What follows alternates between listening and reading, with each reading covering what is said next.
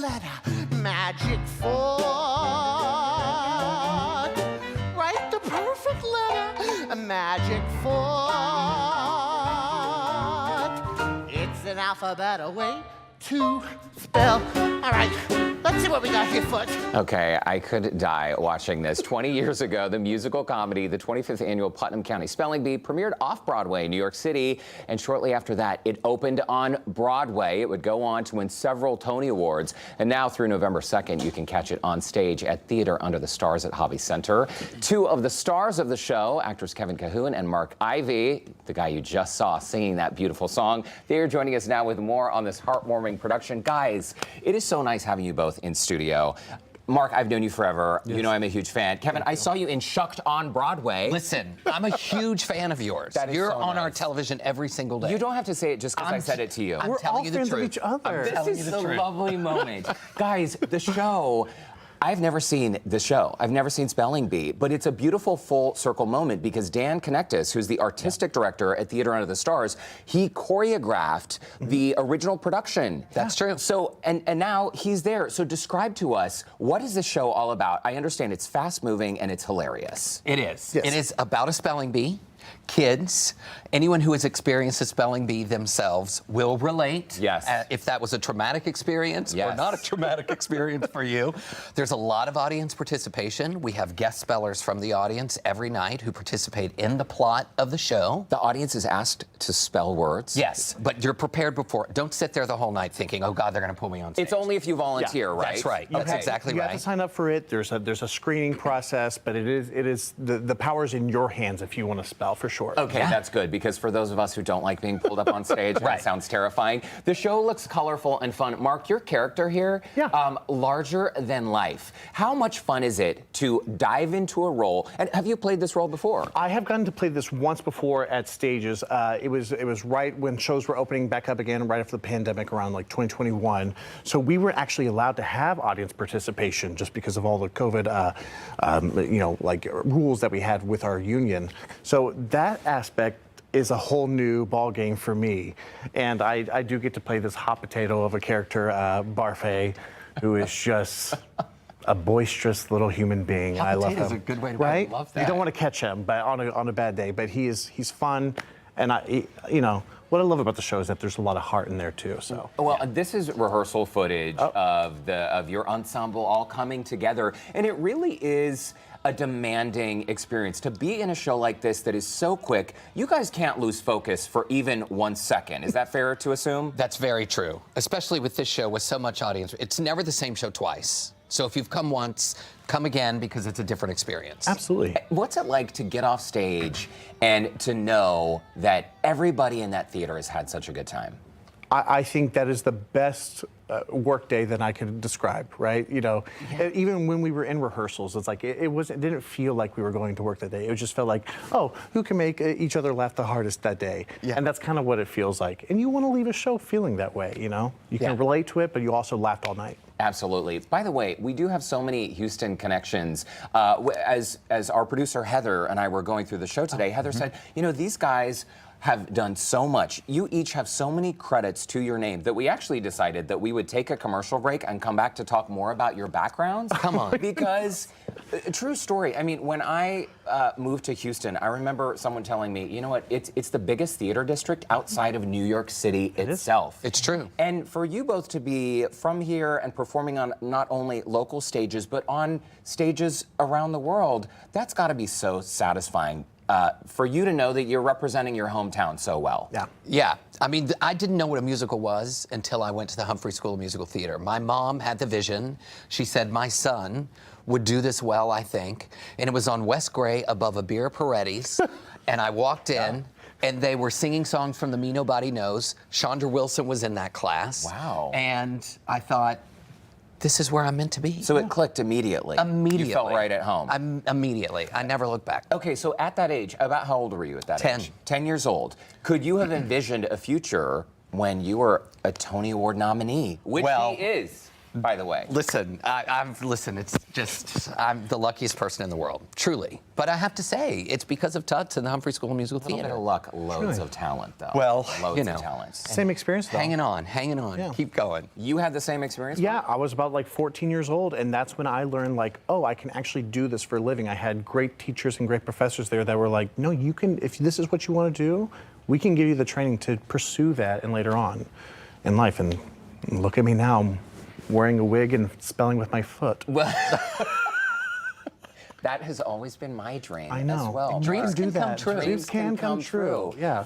Shoes or no shoes? Shoes or no shoes? That is the question. Hey, by the way, so Mark, your credits, you played Olaf in Frozen. I did. Which is one of the most beloved characters I of did. all time. I felt like a Beyonce to my nieces and to a lot of Disney fans out there this You're last Christmas Beyonce to season. me, actually. Kevin. Yes, absolutely. And you are Tina Turner to me. Thank you so much. I'm so glad we could share this moment, all of us together. Hey, circling back to Beyonce, is it true you were in a Beyonce music video? Or is this a rumor? It is the truth.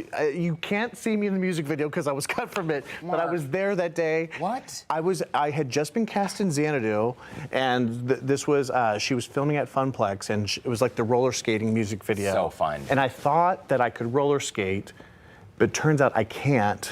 There's no footage. You can't Well, roll I can tell you exactly where I am outside of the shot. We need so. receipts. I have the receipt. Okay, listen. I want to see it.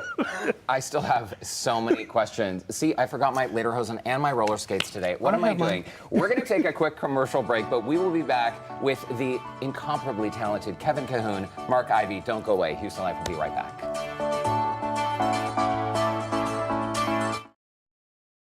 So much more to discuss with these two stars, Kevin Cahoon, Mark Ivy. They are in the 25th annual Putnam County Spelling Bee, and the show is so much fun. If you're just joining us, it's already running now. It runs through Sunday, November 2nd. And you both described the show to me before we started in commercial break. You were saying it's short and it's Short and funny. Hilarious. Funny. Yes. Short and funny, just like all my ex-boyfriends.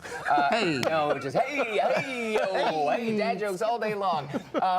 And you know what? You may have a tear in your eye by the end. Really? Yes. Yeah. It's very sweet and very touching. See, that's an incredible skill when a show can make you laugh and make you cry. Well, Yeah. truly, because you also see yourself in these characters. Because I mean, we've all been there. We've all been through grade school and stuff like that, and times where we don't feel like maybe we fit in.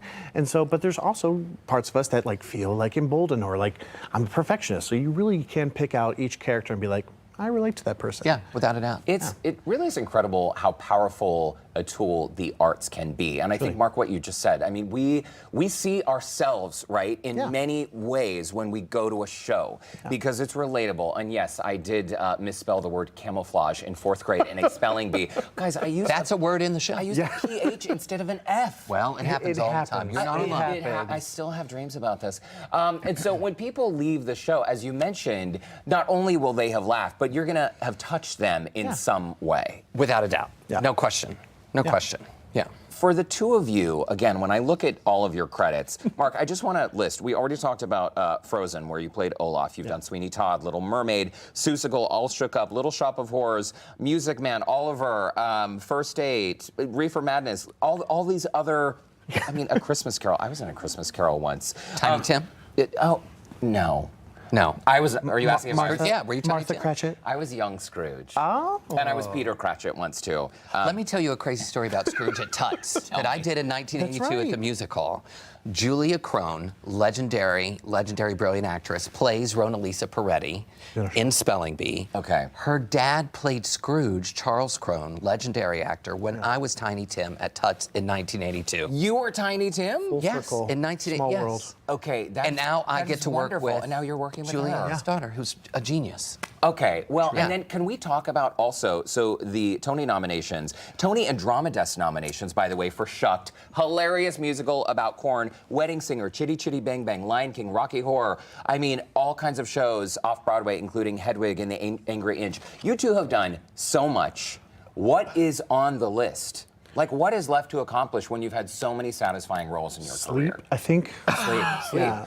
You just want a nap. Rest. You I just want a want pillow. One little like 4-hour nap would be great. No, I'm just kidding. That's the great thing about being an actor and being in the arts is that your job really never ends. Yeah. Like you're just going to keep aging into different roles and more roles. And I don't even feel like I've started, to be honest with you. I don't even feel like I've begun. Like, I feel like there's a whole nother world of That's probably what roles makes to you play. so good. I mean, when you feel, because I feel like if you, I've arrived, I have made it, there is nothing more to do. You guys don't strike me as the type of performers who are like sitting back, letting the world come to you. You're getting out there. Yeah. No, I'm hungry still, and I want to do it all, and I that's why I got into it. I love making people laugh. I love to sing and dance around. So I want to do Shucked. I want to like I told Kevin that on the first day. I was like, "You're my hero." Yeah. Oh my gosh, come on, that's crazy. When my mom and I went to see Shucked at Hobby Center, I was telling you guys, she was like, "Oh, I missed that quote. I need to write that down." I'm like, "Mom, please just watch the show. It's full of great quotes." We'll get the script for her. Well, we'll get the script for her. Mom will get the script for her. We have connections. We have connections. But there's not a dream role for either one of you that you're just dying to play.